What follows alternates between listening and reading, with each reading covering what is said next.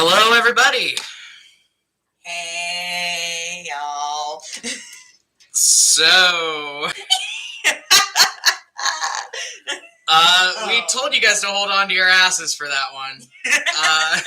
Oh, boy, howdy. Oh, goodness. So, first... How about the episode? Yeah. Nor Nation Rise Up. Anyway. So true. Oh, my God. So, talking points. First of all, season finale in 3 days. 3 days. 5 p.m. Pacific time. Right here on our YouTube channel, we're going to be doing a live premiere. It's going to be running a lot like these Q&As. There's going to be a chat. It's going to be a great time. 2 hours from now is 5 p.m. Pacific time, just so everybody's aware. 2 hours from now, in whatever your time is. Yep. 3 days. Wow, we're excited. The campaign's 2/3 of the way over. Like, that's... Oh, I feel deranged. Yeah, that's absolutely bonkers. Oh, I feel bonkers. I feel bananas. But... Somebody in the chat said it's 3 a.m. Oh, I'm so sorry. Also, we've talked about this the last couple of weeks. First anniversary special is going to be coming up on November 13th. Also, 5 p.m. Pacific time, that's going to be a live stream that we're doing. We have a submission form for us to read things in character voices on the stream. We're working... on Twitter again. We're working on coming up with a couple other little fun things that we're going to do during that stream, too. We're not really sure how long it's going to go. I think it'll just kind of go as long as it goes. Yeah. It'll go until it stops. Yeah. But that's going to be really fun. We're looking forward to that. And yeah, season 2's over in 3 days. That's... Oh, I feel bonkers. Yeah. I feel bonkers. I have to find the form. I'm going to figure out. Sorry, guys. So, yeah, Al's retweeting that to the Twitter, the submission form to the Twitter right now. Got it.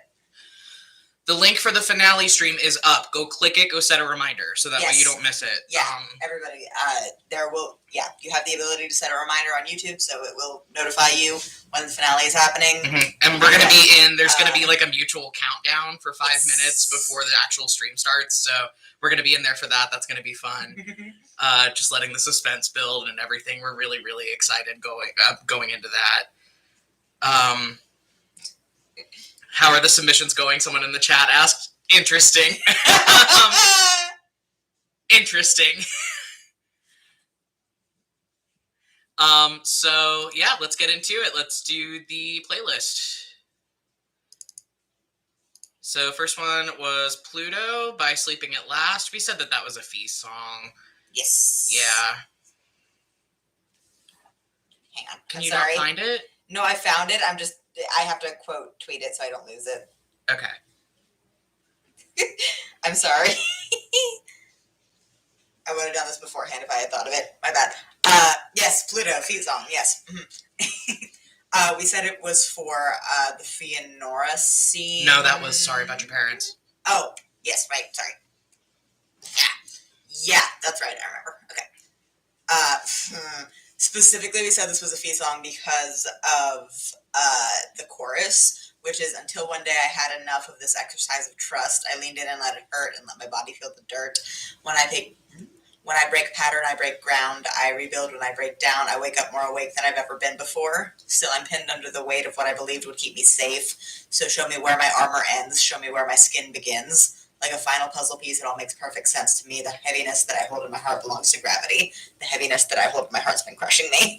Yeah, it's kind of just an establishment of where Fee is character arc-wise here going into the end of the season.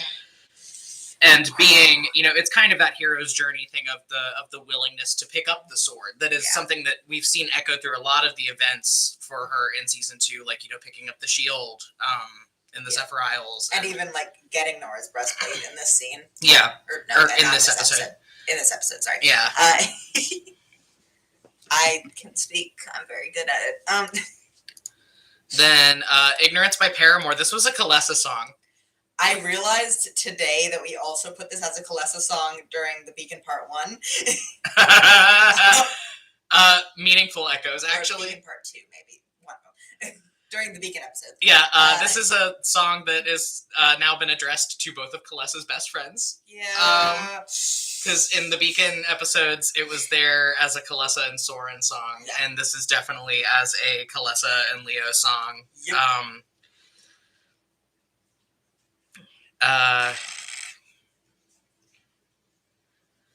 This is the best thing that could have happened any longer, and I wouldn't have made it. It's not a war. No, it's not a rapture. I'm just a person, but you can't take it. The same tricks that once fooled me, they won't get you anywhere. I'm not the same kid from your memory. Well, now I can fend for myself.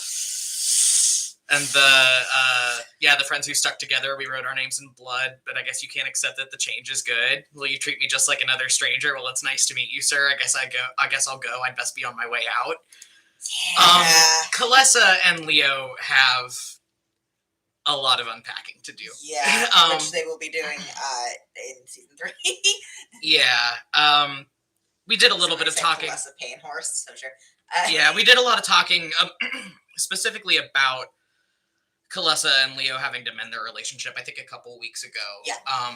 And it's, again, just kind of circling back to, it's a thing where Leo has a lot of things he has to take accountability for, and he is now ready to take accountability for them, but there's kind of a fundamental breach of trust there, and there's a fundamental realization of the way that their relationship worked previously. They were not good people around each other, and that they are, at least on one side, actively trying to change and become better people, and having to parse that out and try to figure out if that friendship and that relationship is still viable. Yeah. is going to be a pretty complicated thing that we see them deal with in season 3.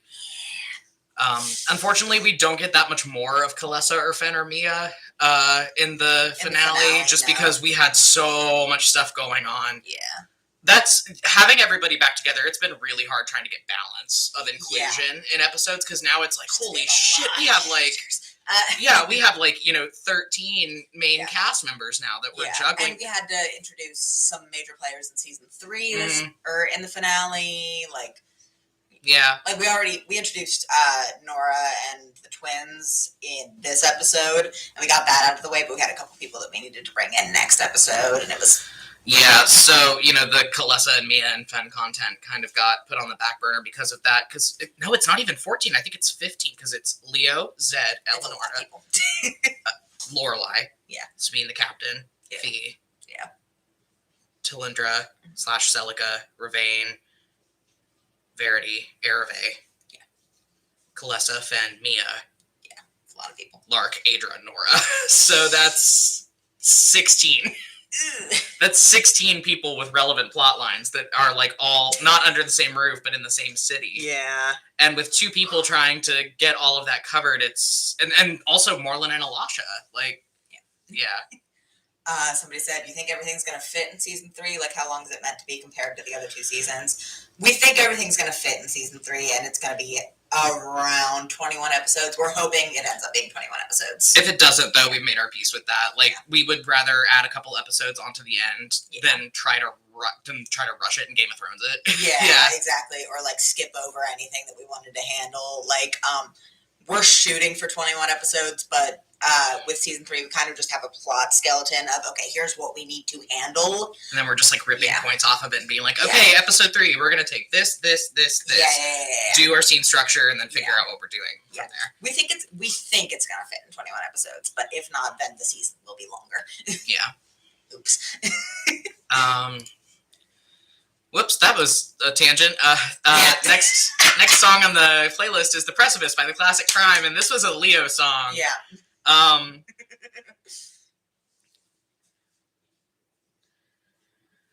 The chorus, mostly. I dreamt I stood on a hill that I wished was a mountain to look back on all my accomplishments. Well, they must have been small because I couldn't seem to find them, so I took a leap off the precipice.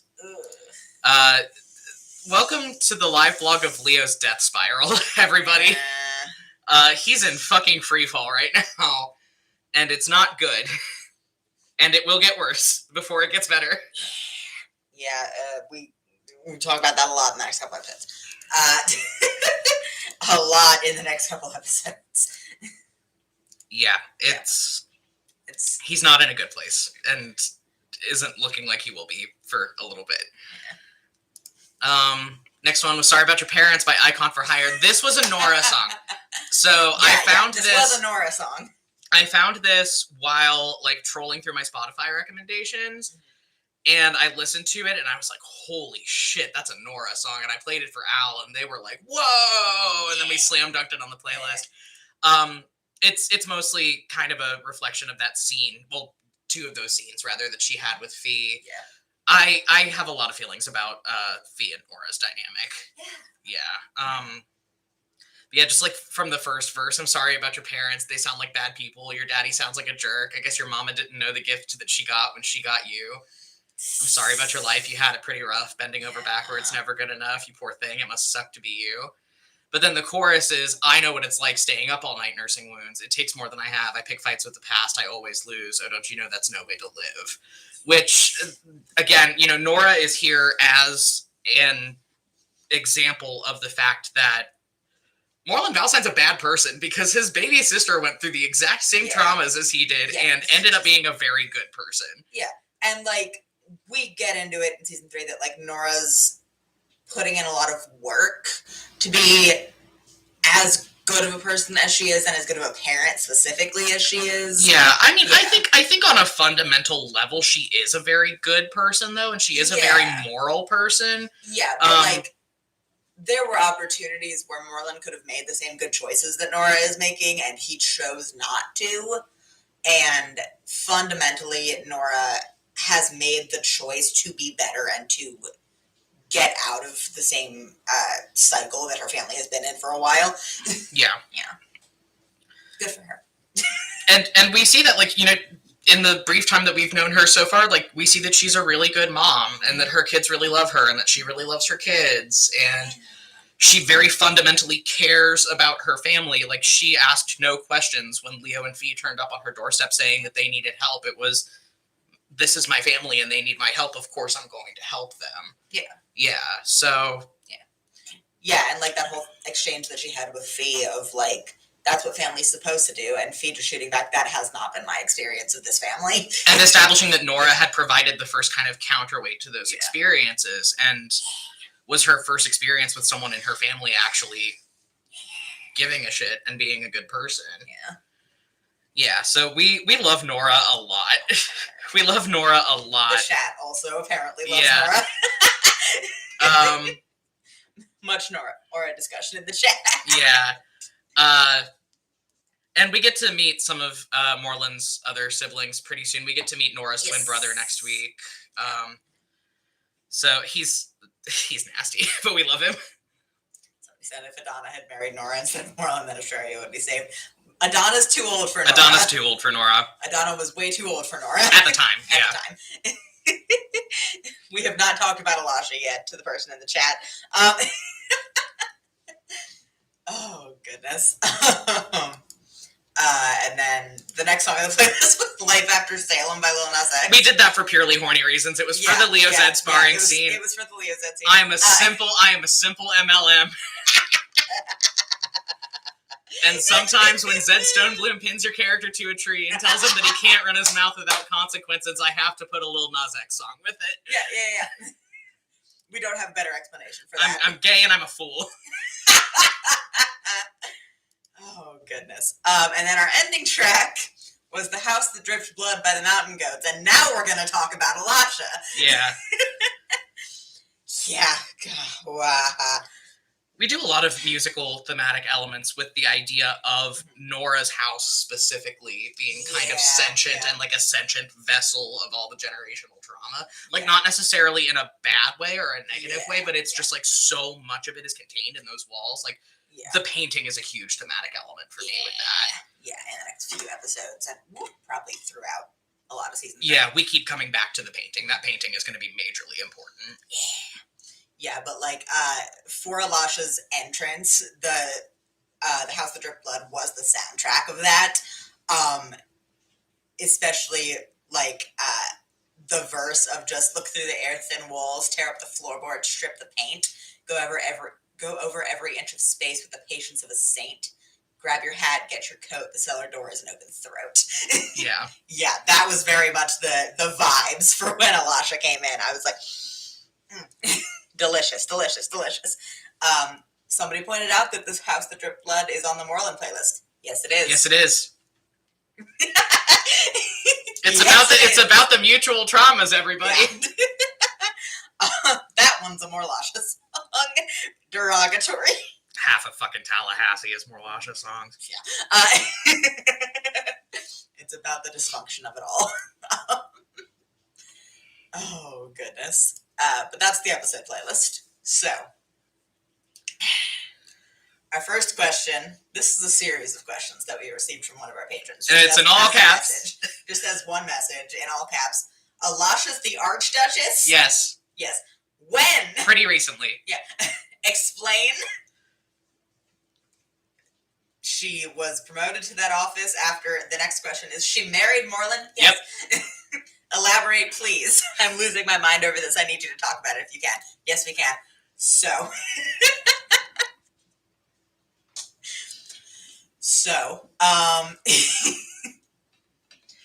The thing is, we tried to foreshadow this pretty strongly, or the fact that this is what Alasha wanted anyway.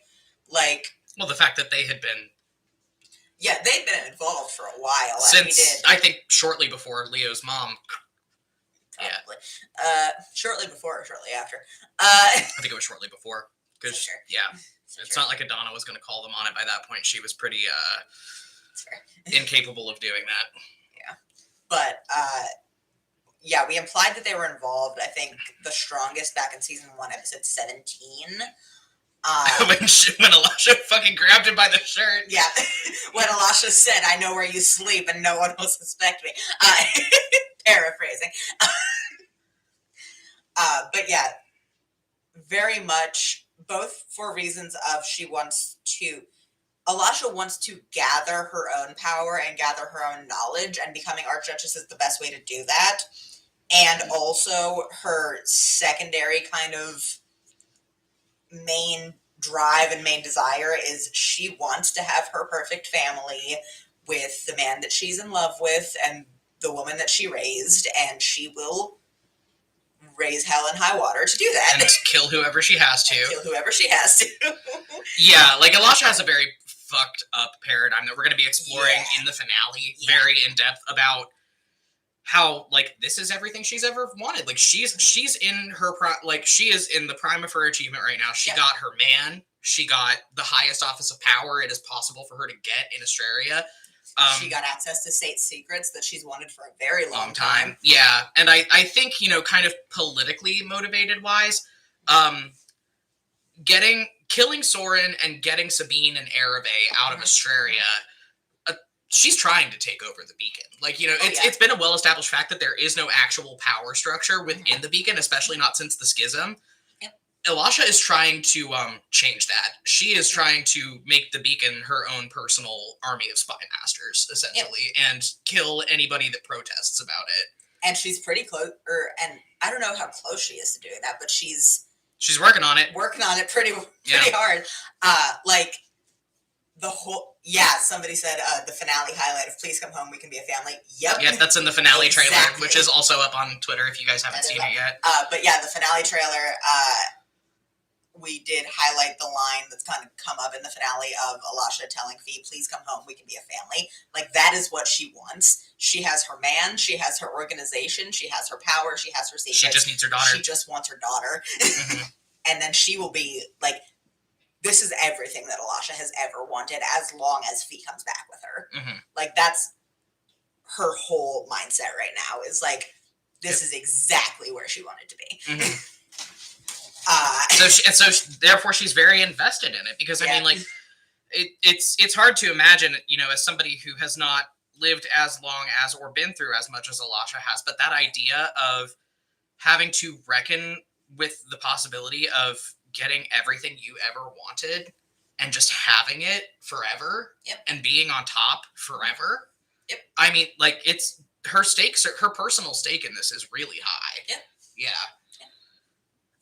But yeah, she and Moreland got married, I would say before the sack of Pearlport. Before the sack of Pearlport, they were married by that point. Yeah, she was calling at least half the shots with the whole Defiance thing. And she by would have that needed, point. and she would have needed the political pull of being the Archduchess to be able to do that. Yep. Yeah, and again, we'll explore that in the finale, but they've been married at least that long, so a couple months at this point. They're on like a murder honeymoon right now. It's very sweet. Yeah. I can't fucking stand you.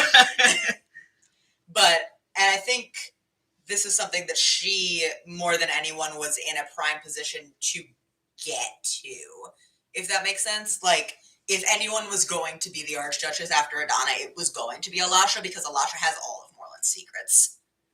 Like, and they are very much in their own fucked up way in love with each other, or at least they think they are. In an extremely fucked up and bad and unhealthy way. Yeah. But like, they are very much in love with each other, and they are very much, or they were very much involved. The push to get married, I think, was Morland had to get remarried because both of his fucking heirs were dead, and as far as they knew, and the only person that could have replaced Adana as Archduchess was Alasha.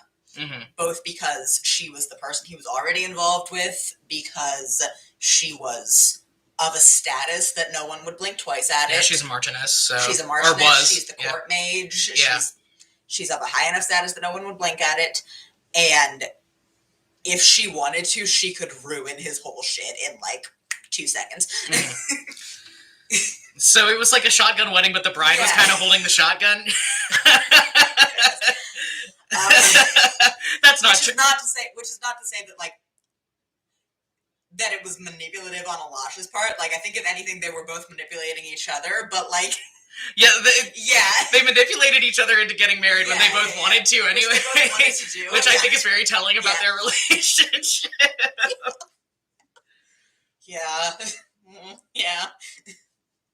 But like, and I think in a very real way, because Morland's the Archduke, the pressure had been on to get remarried since Adana went to Luxtagallen. But they were telling everybody that she was still alive. Yep. So technically... they were telling everybody that Adana was under the care of the priesthood and she was still alive. So religiously, he couldn't get remarried. And he had heirs, so why would he need to? But then, supposedly, Leo and Fee both died.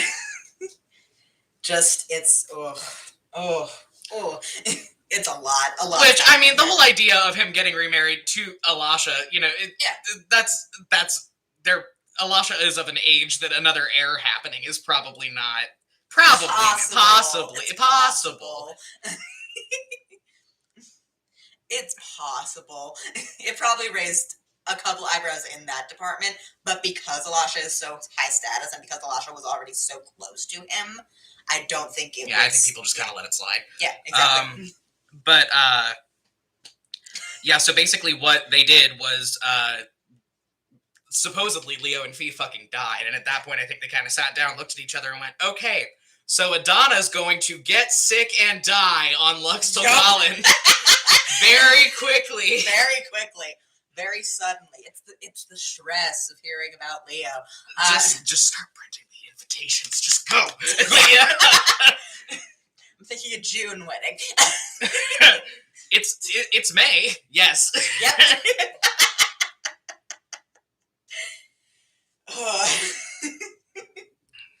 But yeah, as soon as we put out the season 1 finale, we were planning this, and it was just...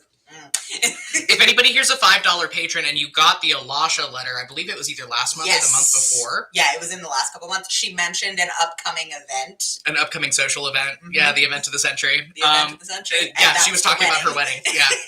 We do put like little foreshadowing things into the Patreon letters. It's like a fun little Easter egg for later. Yeah, you don't need to sign up to Patreon to understand what's going on by any means, but like we put in little foreshadowing. Chat losing their minds right now.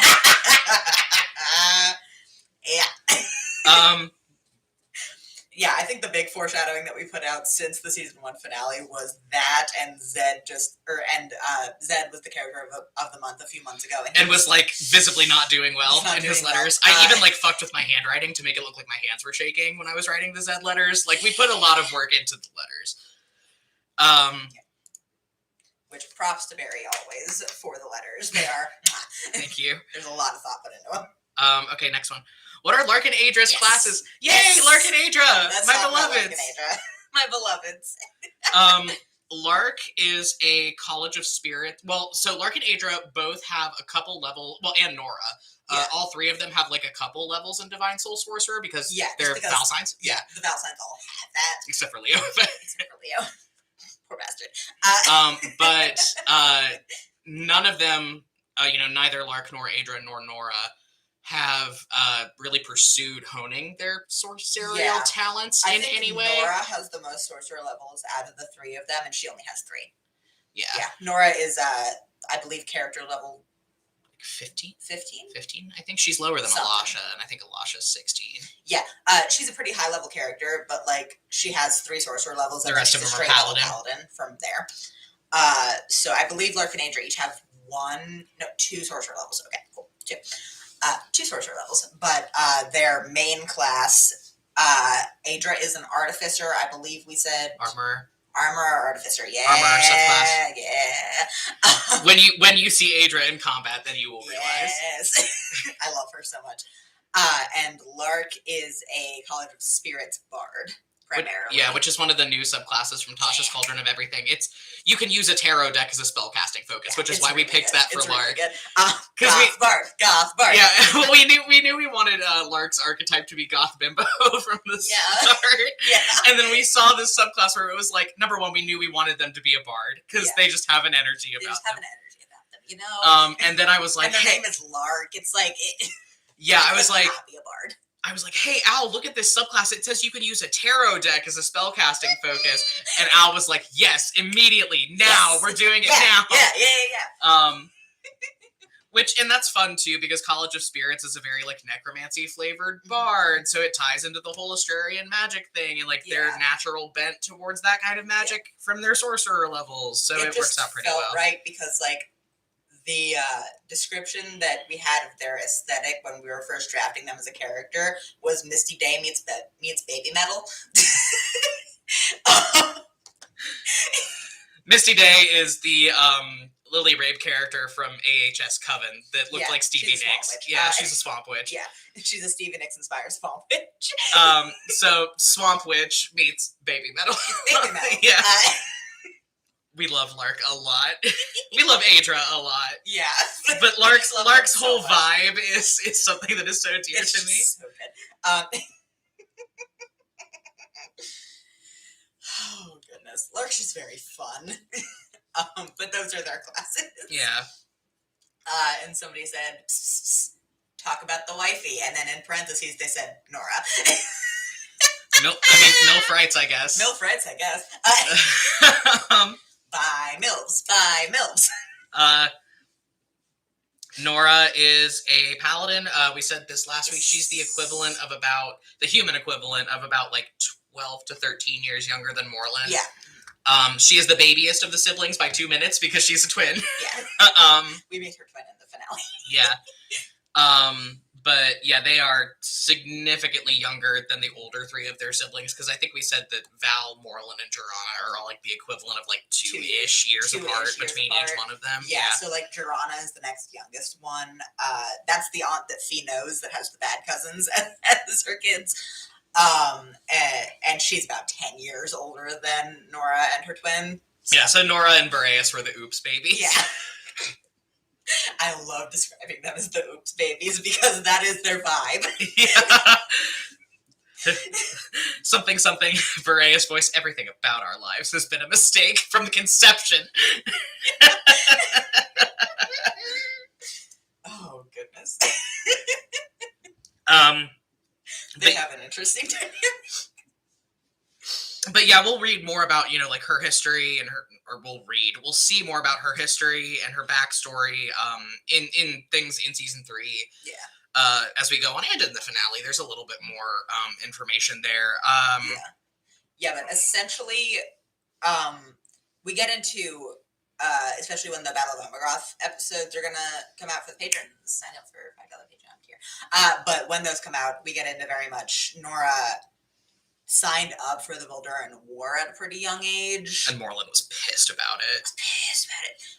And Because, she was a combat medic for like years. Mm-hmm. Yeah. Yeah, because essentially what happened was Nora and Boreas being as much younger as their older sibling, being as much younger than their older siblings as they were, Yes. got kept out of a lot of the really nasty war stuff, which basically just happened to Morlun for reasons, because Valoran couldn't fight for reasons, and Jorana was too busy trying to be married off to somebody.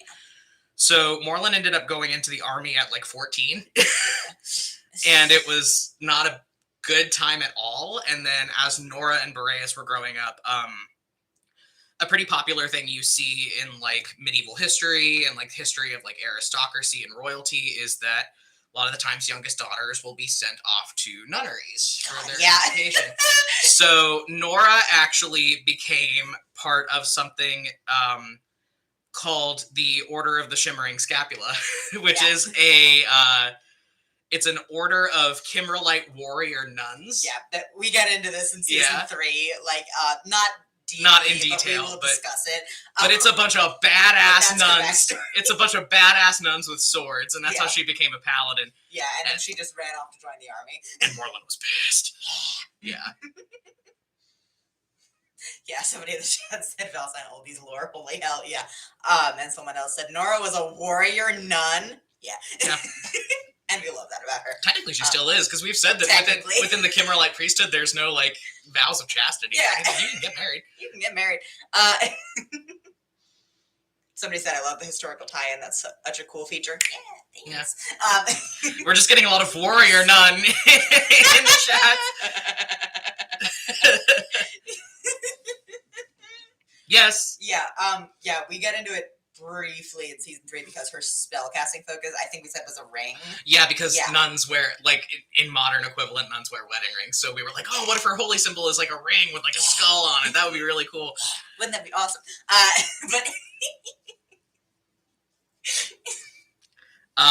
So yeah, that's Nora's whole deal. Oh, something I should point out. I think I made it pretty obvious in the narration when I did the scene with the painting. The reason that painting in her office is so like candid and doesn't look posed and formal is because Nora painted it. Yeah, Nora painted it from memory. Yeah. So she is also a painter. She's an avid gardener. Yeah. Yeah, somebody said she painted that. Yeah. I love her. Yeah, that's why Barry mentioned she had an easel in the study. Mm-hmm. Yeah, Nora painted that portrait. It was, when she painted it, it was very much a, I think it was a therapy assignment, really. Nora, tell me about the last time you remember your family being happy. That is very much a painting of the last time Nora was able to remember her family being together and being happy. Yeah. So that would have been when she was about like 5. Yeah. And Morlun would have been about like 17, and Val would have been about like 18 or 19. Yeah. I think we said in the portrait that they were all a little younger than that, but around there. Yeah. But yeah, I think it was very much something that she was assigned by her therapist to try and get out. And it just hangs in her office now. Mm-hmm. Yeah, I think, and we get into like a lot of, both in season 3 and in the bonus episodes that we have planned, we get into a lot of Nora's kind of guilt surrounding the whole event of the Battle of Omerov, her brother Valoran's death, everything that went down with Morlun. Now that she knows what's going on, like, we get into a lot. She has a lot of guilt. She has a lot of pretty understandable guilt about it, honestly, given what she did in that situation and how everything shook out. Like, not saying that what shook out was Nora's fault at all, because it absolutely wasn't. But, like, she was close enough to the situation that it's understandable why she feels so torn up about it. Yeah. But yeah, so that's Nora. That's Nora's whole deal. So we're gonna see lots and lots and lots of her and her husband and her kids. Yeah. In season 3. And in the finale. And in the finale, yeah. Okay. Also, the mess that is Morlasha right now. I mean, we've talked a lot about that so far, but it's deeply fucked up, but it's also very compelling and like really juicy. I find them very compelling in a derogatory way. Yeah. Oh, they're awful. Oh, they're awful. Just, oof. Yeah, I do think Murder Honeymoon is the best. They're on their murder honeymoon right now. So romantic. Yeah. Somebody said, compels me, though. Yeah. Yeah, I think there's just a lot to be said about the kind of conflicting, not impulses, but like attitudes that they both have towards their relationship of they're very much in love with each other. They're very much trauma bonded. They also did very much manipulate each other both into a marriage that they both wanted. It's just, the layers. Layers. Well, and now that we have recorded the incident that forged that trauma bond, like a lot of their shit makes way more sense now. Because in the Omegroth episode, we do the scene where Alasha got blown up, and it was brutal. It was brutal. You don't need to listen to the Omegroth bonus episodes to understand what's going on. Well, and they'll be made public eventually. Because we're going to be campaign hiatus, but between campaign 1 and 2, we're going to be publishing a lot of the bonus episodes, and the Omegroth ones will definitely be ones that we are publishing publicly. It will just be a long time. Somebody said that's in the Omegroth. Yeah. Yep. Battle of Omegroth was a bad couple of days for everybody involved. Our next question. Fun Kimmerl facts, we were asked. What Kimmerl facts have we not shared already? That we are capable of sharing. I know, it's just so hard. Does the Kimmerlite warrior nuns count? That is a fun fact that the warrior nuns exist. It's not technically a Kimmerl fact, but oh goodness. We said last week that we think what he was doing when Leo communed with him was he was watching Sid and drinking a pina colada. Yeah. Oh, somebody asked, how's he feeling after that whole thing last episode? Violated. Bad. Last bus episode, rather. Like the 3 questions. Nervous. I think Leo's 2 questions were expected, given the things that Leo has been prying into and given where they were going. I think that Fee's question knocked him back on his heels a little bit. Yeah. I think that Fee's question was something that he didn't necessarily expect and that he wasn't necessarily prepared for, but that he did have to answer honestly. That's what I'm going to say about that. Woof. What's a trivia fact that we can fucking throw out there? We'll think of something. We'll be thinking. His favorite band is My Chemical Romance. I was going to say Evanescence. It's time. Either one. That's a fun fact. There you go. Someone asked, now that we have seen the return of many of our beloved NPCs, who has been the most fun for you both to revisit and play again? Zed. Zed. Fen. Also, I enjoy the fact that Kalessa's back. I enjoy the fact that Mia's back. I've had fun playing Verity. Yeah. For really the first time. Well, not the first time, since I did play Verity during the season 1 finale, but playing Verity not in the combat situation for the first time. Somebody asked, is that why Mia's gender is blood by MCR? That's not why, but I'm going to say it's not connected. Oh, goodness. Me trying to figure out how to do the Zed voice was so hard. Yeah. Oh, my goodness. I had to sit around for 20 minutes trying to get it. And the Eleonora voice has not been fun for me to figure out.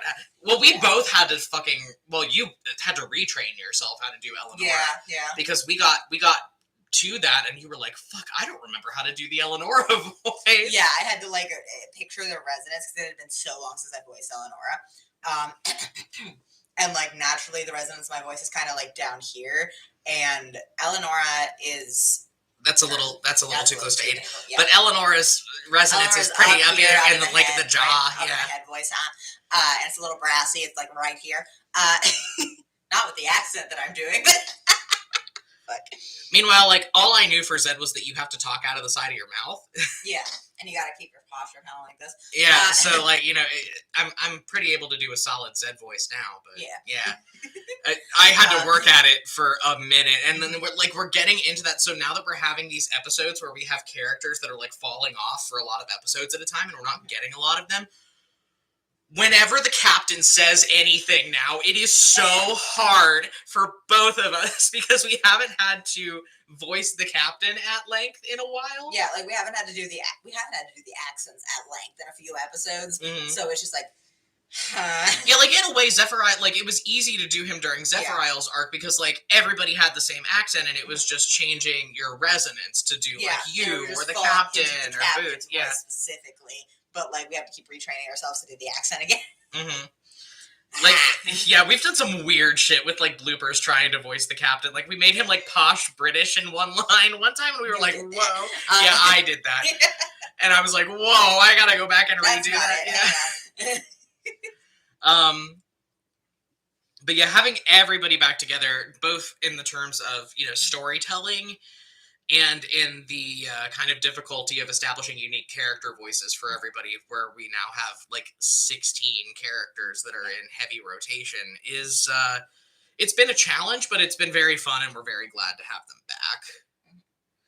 But we've been very glad to have them back. But having Zed back has been very fun. Having Eleonora back and being able to play Eleonora has been. I love her. I love her so much. Oh, one other thing that's been a challenge, the Mia voice, because I've been pretty good at switching in and out of the Mia voice in my own accent, but Barry... I lean into it a little too early. Yeah. You can hear me say it in this episode, actually, when I talk about a voice coming from the other side of the door. I do say, and you hear a voice on the other side, and then I went into the Mia voice. You've got too much twang in your natural accent. Yeah, well, I mean, I grew up in West. Yeah, damn it. I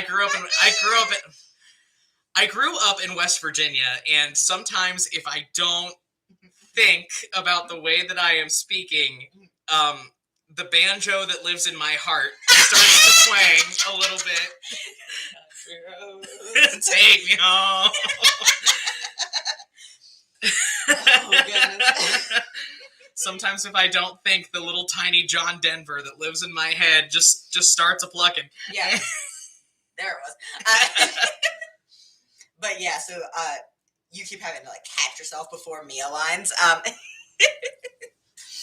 And that has been very fun for me to witness. Yeah, and we didn't realize it realize that I did that, but if you go back and listen to my narration, like right before my first Mia line, I'm doing it now, god damn it. But I do say the other side, like the other side of the door. Yeah. And then I start doing the Mia line. Yeah, because, I mean, Mia's accent is pretty much, if you listen to me, like, talking with my family, or if you would have known me before I started training myself out of the accent that I grew up with, it's pretty much what I sound like, so. Yeah, and, like, I base it very much off of family members that I have that are from a little farther south than I am, but, like, I myself have a little bit of a twang when I'm not thinking about it, but it's less. But yours prominent. Is more like yours has more of like a Philly bent to it. Yes, exactly. Yeah. Which is why it's not as much of an issue. Yeah, like your twang has a Philly bent, and then mine has a Pittsburgh bent because I grew up so close to Pittsburgh. So like I twang a little bit, but I say things like yins, all yins. Yeah, yeah. But it's been very interesting. It's been very interesting to do the Mia voice again. It's infectious. And then we got another question. Can you talk more about what Ravain's arc has been while in Gimtaram and what led to the argument he had with Talindra? Was that the first argument along those lines, or was it one of many they've been having while living in Qatar together? I don't think they've had that argument a lot of times in the time skip, is what I'm going to say about that.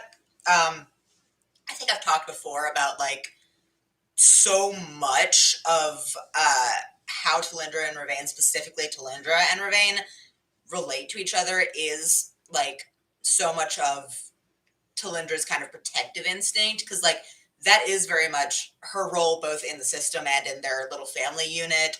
That is very much the persona that she has shaped herself around, is someone who is, she's the protector, she's the action girl, she's the one with the plan, you know what I mean?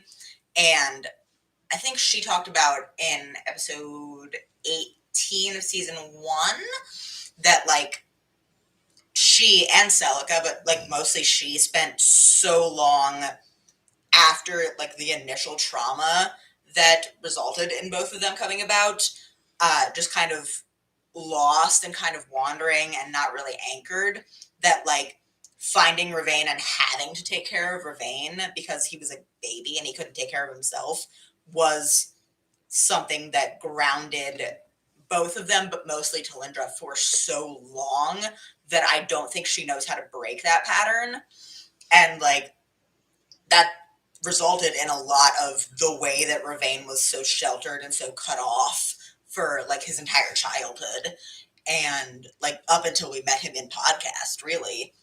And I think a lot of Ravane's arc has been trying to get out, trying to see the world, trying to figure out who he is, really. Who he is, really, and, like, trying to experience things and trying to come into his own and, like, come of age and figure his shit out. And there is that feeling of, like, when someone who really wants to protect you and has anchored themselves so much in protecting you is watching you do that, it feels like a little bit of a betrayal. And it feels very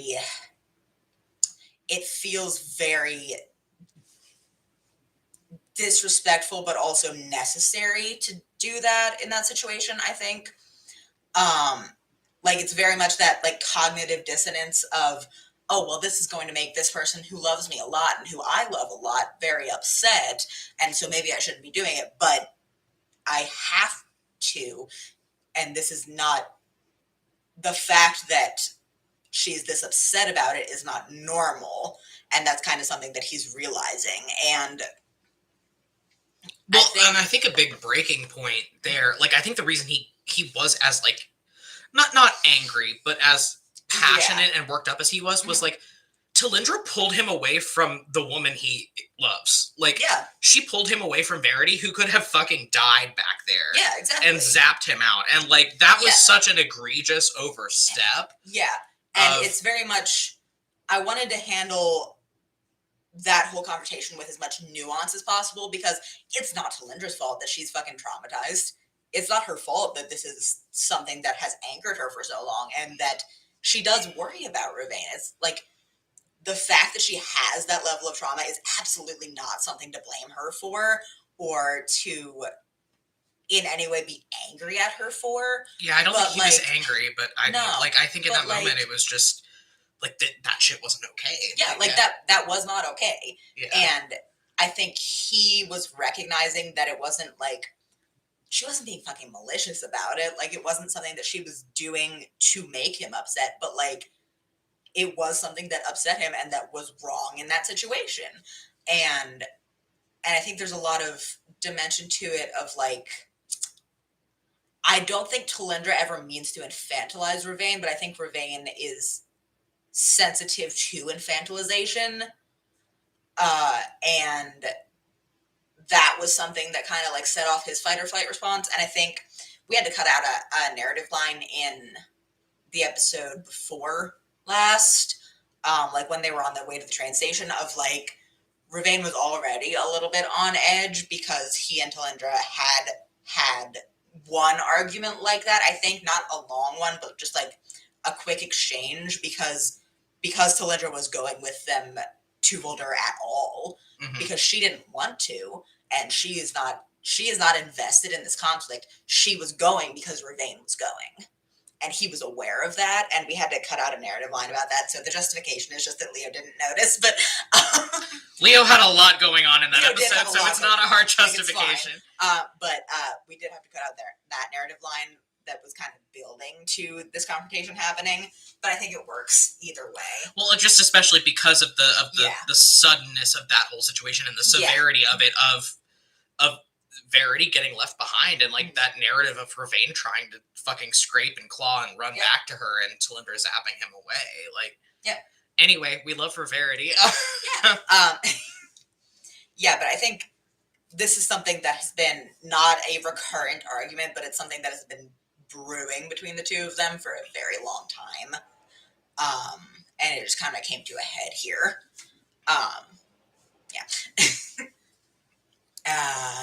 Next question was, how long does it take for Voldur to make a full rotation? Why is the city built like that? Is it just a cool thing, or is there a practical reason for having it turn? We said in the episode, Voldur is in the caldera of a volcano, but it's kind of like the lip of the caldera is lopsided over the city, so about half of it is under a rock ceiling at a time. The city turns so that it is not in the situation where half of the city is always in direct light and half of it is always in darkness. And also the gear and the mechanism that is under it goes all the way down into the mountain. Yeah. And it does certain things to mitigate the activity of the volcano and redirect like lava flow and geothermal activity. And it's also a power harnessing mechanism. So it serves like a threefold purpose. Yeah, it does a lot of things to keep the city of Voldur running, that it is on the gear. It makes a full rotation every 12 hours, so every place in the city gets at least a little bit of sunlight per day, given a 12-hour day, which is not realistic, but that's the basic idea. Yeah, and I think we had pitched at one idea the idea of it being kind of set up like a clock where there are 12 bridges that meet up, and then like and the districts of the city are divided into like clock wedges between those bridges. And the size, the city is about, the gear that the city is on is about 5 or 6 miles across, so it's about like square footage wise the size of Manhattan, just on this big gear. And so it's turning at about a mile and a half an hour. So it's in 12 hours at a mile and a half an hour, you get the entire city going around and getting in the open air for a bit of time. And it keeps going at night, and it's very much to like equalize like temperature. It's very much for temperature control. Science. I definitely passed high school science, but it's very much, I don't know where the sentence is going, but it's very much for like temperature control reasons and for like access to the outside world reasons for the different districts of the city. So. Yeah, and I kind of like the idea of the bridges working kind of like the New York subway system. Like, oh, you got to catch the Little Australia Bridge at 2 o'clock. Yeah. To kind of like get around. Yeah. But yeah, as far as like the movement of the wheel goes, we have mentioned that like the characters can feel it. We were trying to do the math of like, okay, how fast can this thing be going before it starts throwing people off? I do think it is like a thing where like people will be like, fucking tourists, when they see people falling down. Our justification for the fact that most of the party did not was that a lot of the party were on boats very recently. So they had their sea legs. Sea legs, but I think it is a bit of a learning curve. You have to walk with the wheel. I think Barry said it one time. Yeah, you have to walk with the rotation because it'll get you where you're going faster. It's like being on the moving sidewalk at the airport. But that was very much a learning curve that we think a lot of people have. Yeah, somebody just said they fall. Yeah. It's moving. Yeah, the ground is moving under your feet constantly. Yeah. I mean, it's not going fast. It's not going incredibly fast, but like average walking speed is 3 miles an hour, so it's going slower than people can walk. But if you're walking against the rotation, it's going to take you longer to get where you're going. That's why you have to, I think that's the whole justification of going a certain way on the sidewalk. You got to walk. You got to walk with the wheel. You got to walk with the rotation. Walk with the wheel. God, I'm just something you're late. Falls over sideways. Fucking tourist. Either that or something about like somebody walks into a meeting late. I'm sorry, I was walking against the wheel the whole way. You wouldn't believe the detour I had to take. Oh, goodness. Yeah. Oh, goodness. But, yeah. And then our last patron question was talk about Fenn because I love him. I missed him. Open question time, and we're gonna go a little long today because we're at 55 right now. Yeah. And we took us a while to get to the patron questions. Fenn's doing fucking great, man. He's doing great. He's got a date mate. He's got a hair care routine. Yeah. He's got a skin care routine. Yeah. He's in the Beacon, which is not great for him, but I think he's having fun with it, though. But I think he's having fun. Yeah, I think Fenn, who has been so buttoned up his whole life, being like, I'm a super spy now, is very fun for him. We are exiting Fenn's repression era. We are entering Fenn's bi icon era. And good for him. Season 3 is just Fernandez Tormera being like, aren't you tired of being nice? Don't you just want to go apeshit? He and Fee are both getting that arc, but it's going in opposite directions. Going in opposite ways. Somebody said, are we going to see the Pirates again, especially Pelican? Yes, season 3. In season 3. Not for the first few episodes, but probably like halfway plus through season 3. We'll see where we get. Oh yeah, all 3 of them being in the Beacon now. Smiley face, worry. Yeah. ask us who got Fenn and Kalessa into the Beacon. Go ahead. Ask us. Somebody ask us who got Fenn and Kalessa into the Beacon. But yeah, I'm trying to think who all is in the Beacon in their party because this is Sabine, Arave, Fee, Kalessa, Fenn. I think that's everybody. That's it. Shaz said, who got them in the Beacon, Barry? Well, they got their coins from Alasha because Kalessa approached her and was like, hey, we know what the fucking Beacon is and we want in.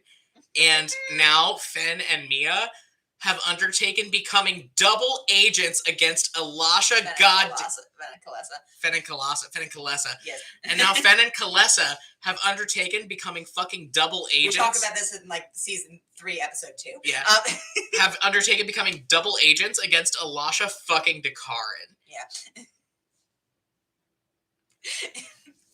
So they're finessing Alasha right now. Yeah. Yeah. We do talk about this early season 3, and it's not like that much of a leap. No, well, because who else was there to do it? Like Arave was in Gimtarum and couldn't do anything, and Sabine was either in the tower or on the way to the Zephyr Isles. But yeah, good for them. Oh goodness. Yeah, Fenn and Kalessa are doing well. And also the most. They're doing the most. Yeah. The most. And good for them. But yeah, open question time in the chat. Oh goodness.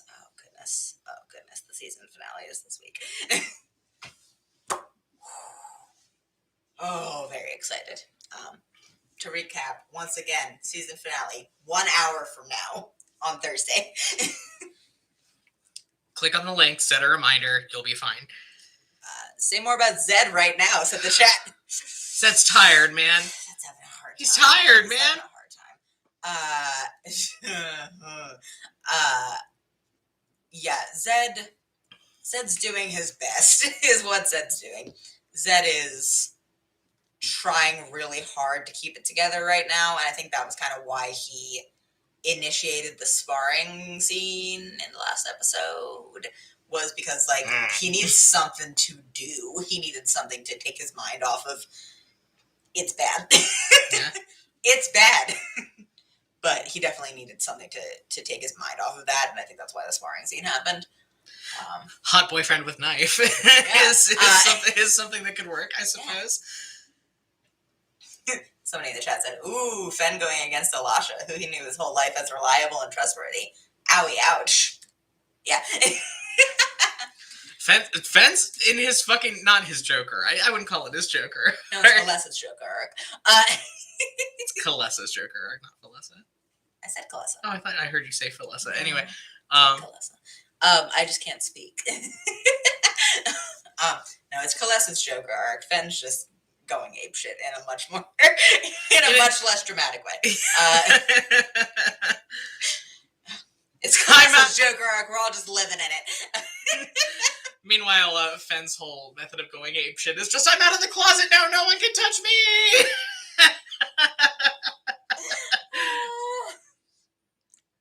Yeah, somebody in the chat said, Kalessa new hair. Oh, right, yeah. Yeah, Kalessa went green now. That's exactly what we're talking about. You can tell what season we're in by what color Kalessa's hair is. Oh, goodness. Yeah, when we talk about Kalessa's Joker arc, we are talking about her hair color and nothing else.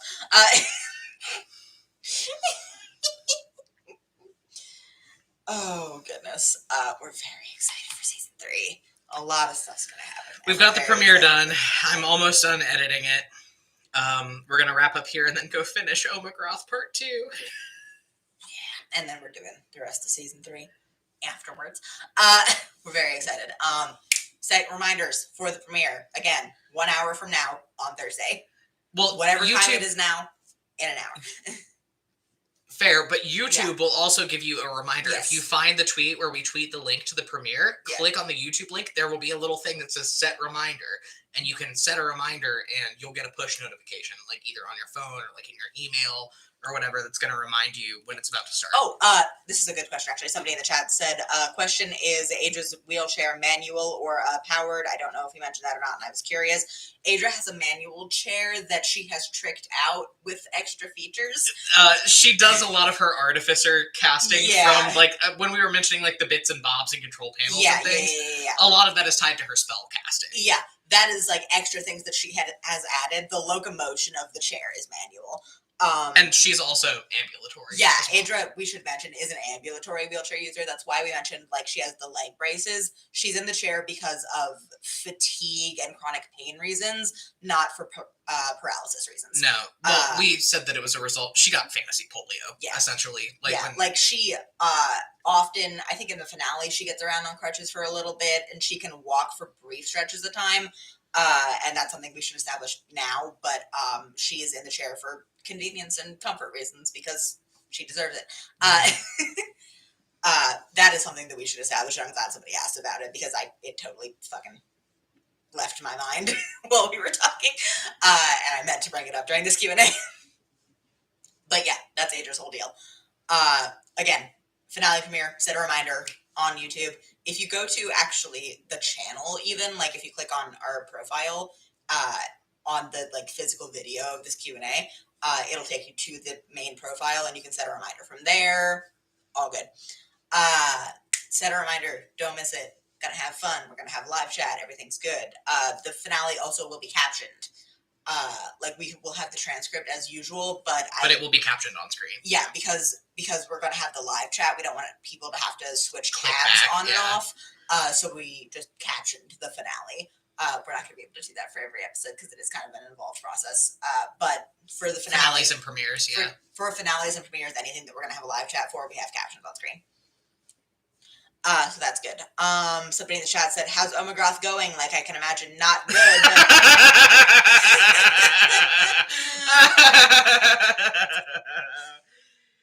It's going well. Oh, no, it's not.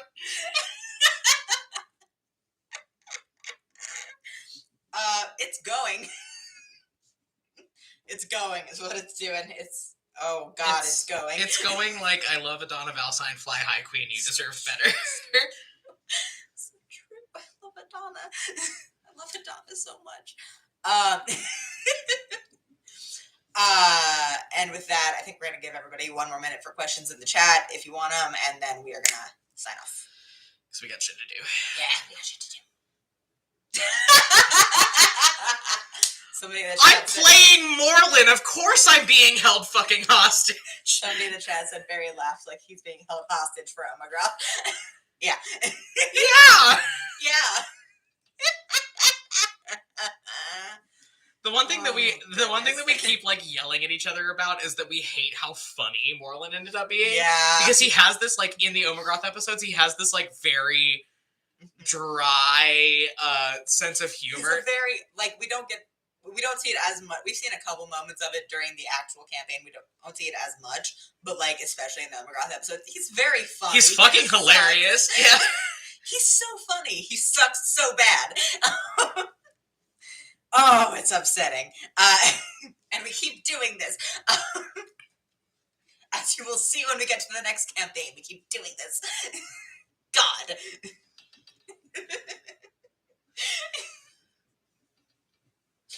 I just think a fun character trope is shitty dad who's very funny.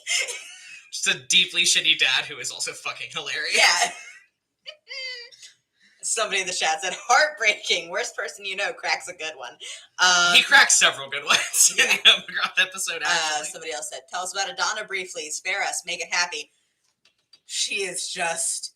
Remember when we said that Leo gets all his piss and vinegar from his mom? Adana's like this close to biting somebody for most of the McGrath episodes.